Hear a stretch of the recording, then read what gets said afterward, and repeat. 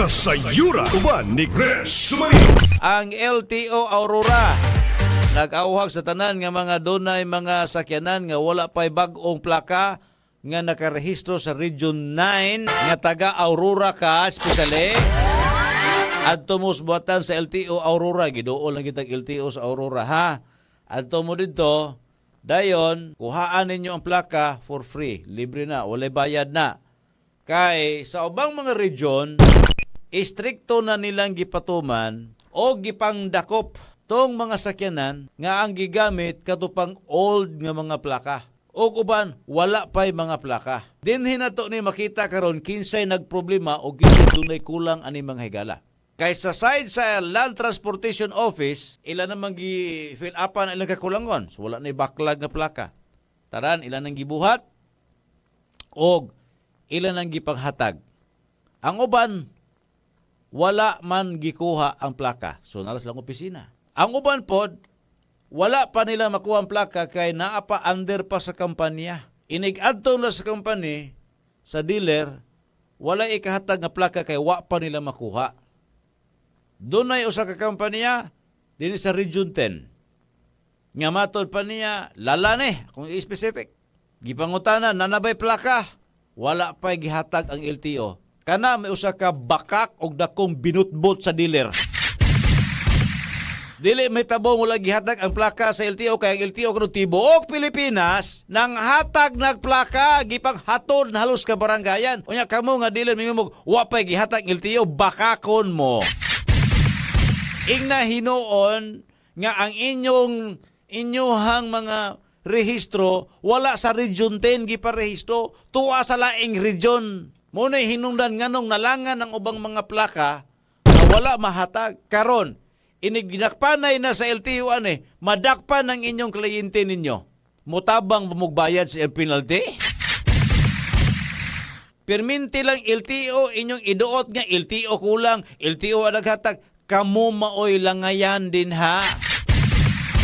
Kaya na ay opisina sa LTO sa iligan nga pwede ka diha og new registration doon lang moadto kitag Region 9, Region 7, Region 12 nga naamay dool, di ba? So, kamo mga namalit og motor diha, tan-awa yun ninyo mga plaka.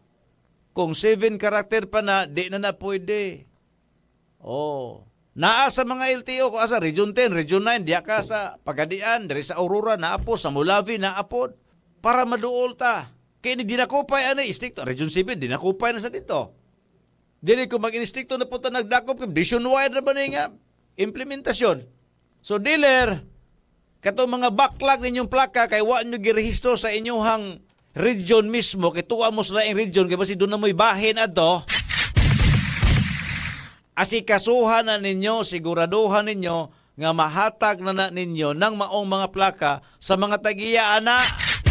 Aron di intaw madakpan nga violation tungod kay walay plaka or temporary plate or katong old pa nga plaka. Okay, nahala na ito ning klarohon mga kasayod. Unta, istrikto na ang pagpatuman ani sa sunod round. Labi na tan-awon po sa LTO ni mga dealer og mga motor. Kay siging pautag og motor, unya wala giriso sa ilahang region kung asa sa dapitan na maligya. Tuwa sa laing region nga maodo na usa sinungdan nganong pertig yung dugaya mo abot ang plaka bisan pa man ang rehistro. Tapos laing region ka pa rehistro? Oh, sakto ba ng inana? So muna nalangan. So dapat istriktohon ni pagpatuman. Ang LTO pod mag-inistrikto na pod sa kadalanan. Kinsa to nga walay mga saktong papilis. Dakpo na gid sila. Labi na karon. Kanang gihimo nga executive order Pagadian o Mulavi karon nga mo'y usa sa mga nag-una. Alang sa pagdakop anang minor de edad nga way mga lisensya.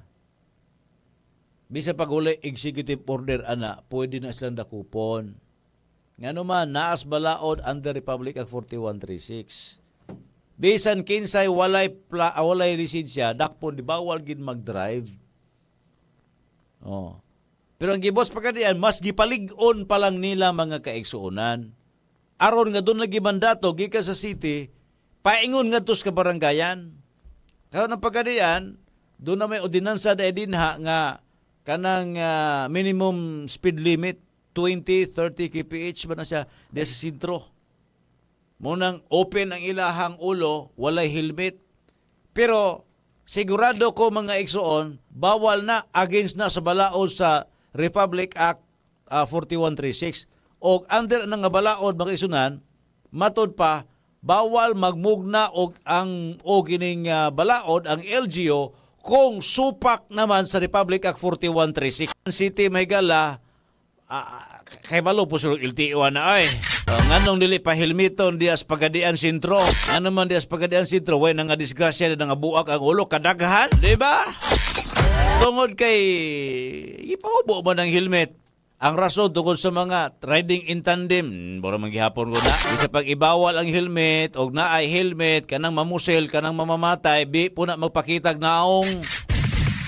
Di po na mo ibasihan nga masulbad ang kaso kay nag-open og helmet. Dili ay. Kadaghang na hinapabudos pagka di agi pamusel, hangtod karon wa manggihapon masulbad ang tanan. Dili na mo ibasihanan. Ang pinaka-epektibo, kini karong mandato na General Torre, nga 3 to 5 minutes response, quick response atong PNP mo ni pinakanindot yung mandato karon ba nga automatic na aday ang pulis. Wapo po ni. Kung gusto tang manakop aning 18 below ay ang tubog eskwelahan ay kadaghan anang mga estudyante nang gidalag motor anang eskwelahan wa man ginalisensya kay minor de edad pagod. Di ba? So, muna'y ba siya? Kaya at least ang Bonifacio, gasugod na silang panday, ana. Aron nga, i-stricto na pagpatuman diya sa ilahang lungsod. Ang tangko, sige na. Kadaan daw na, dinakupay na diya sa mga walay lisensya. Kadaan lang na, why sapatos, why helmet. Muna mga driver, naanan na, pabantong tanggo, bantong kusamis, helmet, lisensya, risto, kumplito, gina. Kanang mga lungsod nga wag ka-implement, muna nga, ang mga driver, magkabuang pa ito, why helmet, why mga lisensya, why rehistro. Ano problema?